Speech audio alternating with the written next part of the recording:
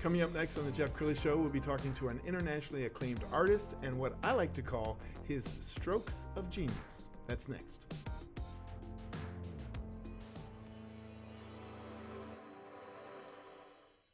Many are predicting that the worst is yet to come, which is unfortunate, said one person here. Until now, they've enjoyed the reputation of being the nation's icebox. Watched a burglar in his home this morning by webcam. As a journalist of over 25 years, stories are what make my world turn. Reporting live from the Dallas newsroom tonight, Jeff Crilley, Fox 4 News. But in 2008, I took the jump from my familiar life and started a PR firm from my home. We're talking about anyone with a camcorder like the one I'm using becomes a television network. We started slowly growing the company, and we now have over 100 clients, and we've branched into the world of live digital broadcasting. I now own 8 different TV studios and have a huge team, and the stories that I now get to share are sometimes the most important of my life. Life has a funny way of coming around full circle. This is the Jeff Crilley Show.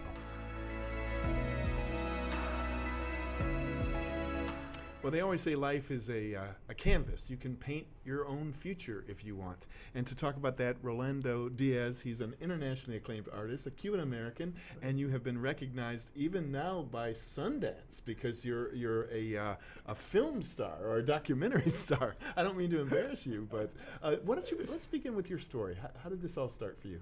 Well, imagine I was born in Cuba, and then I left when I was 8 years old. Came on a boat, like a lot of the Cubans have, left the communist regime, and then came to America, wonderful freedom of America. And then I was raised in Miami, Florida, elementary, junior high school, and then went to school and studied formally. And then, once you get to Texas, you can't leave Texas because it's just this amazing place. When did you know that you had artistic ability? Actually, I drew a lot as a kid. My family and my parents noticed it, because I would draw the furniture a lot over and over again. I was really into line, and I wish I had those drawings today. So they begin to notice it, and then the teachers begin to notice it, and then I begin to notice it, that I may have this special kind of gift, And then I finally decided, you know what, I'm going to study more.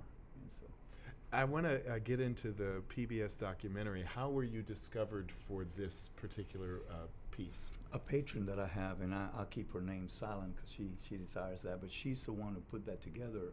There was a film company out of Austin named Trinity Films who wanted to do a documentary on Cuba, and because she's one of my collectors, she decided to connect us all. Once they heard my story, which is like a soap opera, they were like, this is the guy. So then we were able to go down there to Cuba for the first time after 40-some years, go through my house, all the place that I roamed as a kid, and then that's how it came about.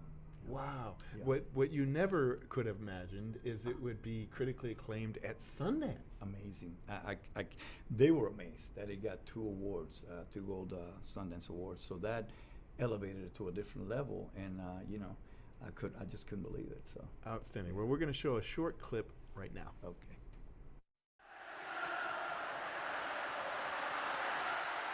In 1959, Fidel Castro's army marched into Havana. Soon after, my family fled to the U.S. I was 7 years old, and I didn't know if I would ever see my home again. My name is Rolando Diaz. I live in Dallas now, making my living as an artist.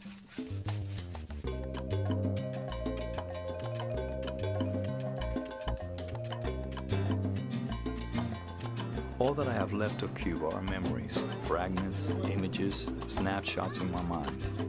They find their way onto my canvases like ghosts from a long forgotten time.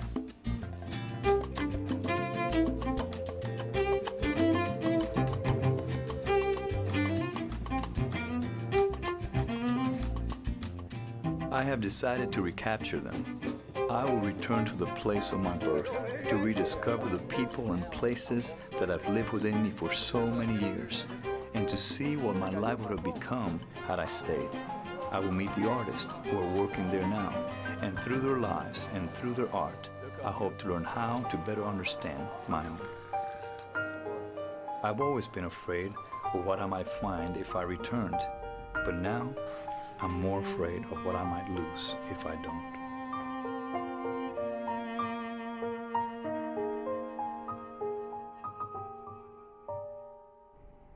Wow, I'm obsessed. Now I got to go watch that. You gotta check it out.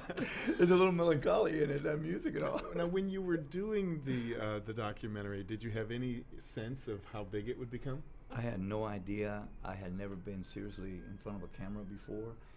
They told me that I was a natural, whatever that means, and so I was very comfortable. But I think it was just a real emotional experience for me because it was my first time to return, and then my family's gone, and just going through the places and memories and stuff. It was really unique. So Yeah. We're going to show some of your artwork in a second, but before we do that, you were telling me a great story about when you sold your first artwork. Yes, yes. So tell me that story. It's amazing. My brother had an advertising agency. My brother's is gone now, but it was called Source 4 Creative Services.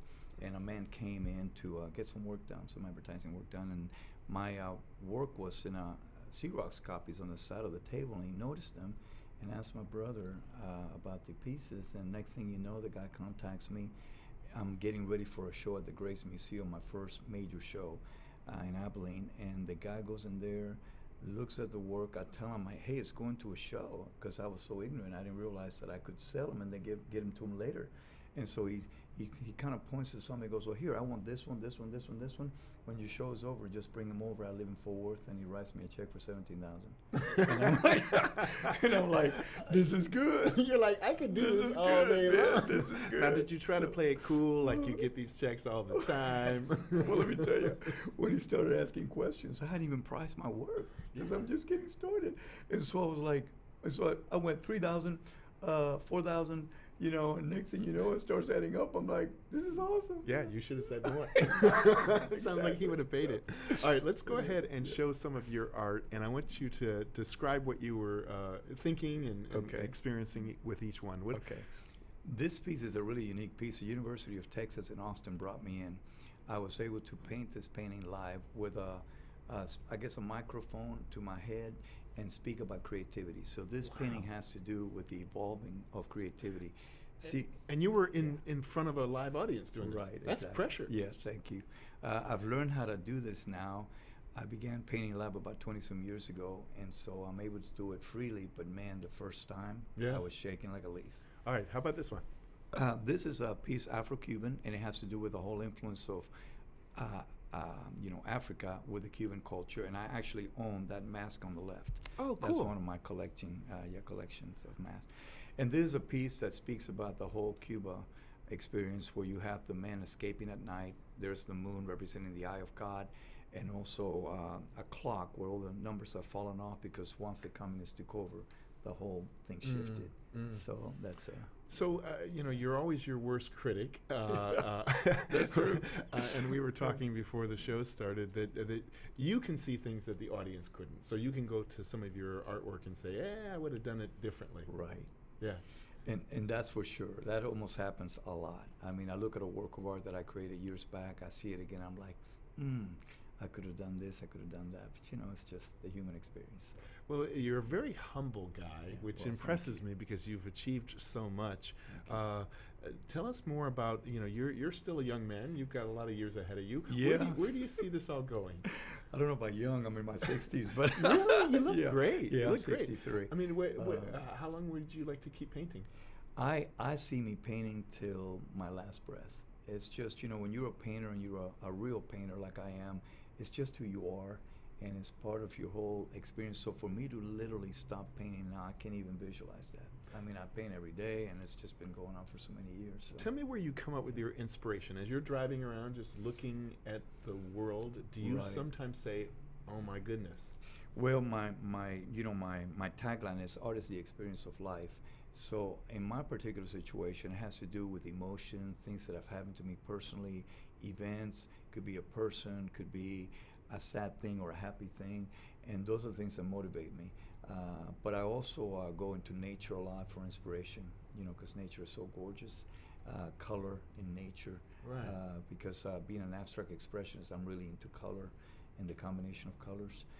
So there's a lot of things that inspire me, I'm fascinated by creative geniuses. They said that Mozart could hear the whole thing in his mind, and then you have famous sculptors who say that there's a statue in there and I just need to chip away and get to it. Get to it. How are you? I mean, do you see it ahead of time, or are you improvising? One of the great things I've been able to do is raise funds for a lot of organizations. So I learned how to paint live about 20 some years ago, which is a weird thing to do because you have an audience watching you, and art is a very personal thing. Once I learned that, it actually pushed me, because I only had an hour to an hour and a half to create something that I was not only proud of, but felt it had worth, right? And then it would be auctioned. So I have learned through that process, and I'm an abstract expression anyway, to create something with whatever I've learned in life about art and put it together, quickly. I normally do not even know many times when I go to the canvas what I'm going to paint. Really? It's literally happening at the moment, either dealing with the inspiration of the music or what is being spoken about or whatever, and then I create something. So many times it's literally spontaneous at the moment. So I'm fascinated. I have a thin skin. I don't like any kind of criticism. So when you are doing a show or an exhibition, do you like to be out among people where they don't know that you're the artist? I mean, do you ever eavesdrop on conversations? Oh, I've done it many times. I've had works that are being shown. They don't know I'm the artist, and people are looking and I'll say, hey, what do you think about this piece right here? And then many times it's very sweet and very nice. Other times like, So you're like, okay, let's move on to the next person. What do you think about it? I think you're amazing. Tell us more about, do you have some upcoming events that you would like to talk about? I do. I have, I'm having my 21st annual art show. I've been doing this at the South Side of Lamar Jeanette Kennedy Gallery for many, many years. Cool. And this year I changed it. I'm having it at the Dallas Country Club on this coming Thursday, December 17th. And people can contact me if they have a desire to come. This show is called Beautiful Black and White, and I'm going to speak about the power of black and white and how neither one of those by themselves really stand alone, but when you put them together, the power of that is amazing. Okay, we're almost out of time, but I want to get you to tell your George Bush story, because you won't take credit for it, but I would like to think that George W. Bush got his inspiration to paint from you. That's a joke I've been telling people for years. But what happened was when he stepped down for the presidency in Lubbock, they had a 500-seat dinner, and they brought me in to paint. And imagine being on the program with the president. I mean, I was just honored. And so that night he spoke about how he selected the pieces for the Oval Office. And it was just fascinating to me, to just even be in that presence. Sure. And I did a piece that actually resides in the Student Center, one of the centers at Lubbock Christian University, about education and growth, and that's what I worked on. But it was, imagine, just being able to do anything connected to a president was just an amazing experience. I think as your PR friend, you should take credit for it. You were the man behind his decision to pick up a paintbrush. We're going to end with your website, Rolando Diaz. Artist.com. Yes. Please get in touch with him and check out his upcoming event. And Rolando, thank you so much for coming on the show. So great to be here. Thank you. You're an inspiration. That's it for now. We'll see you next time.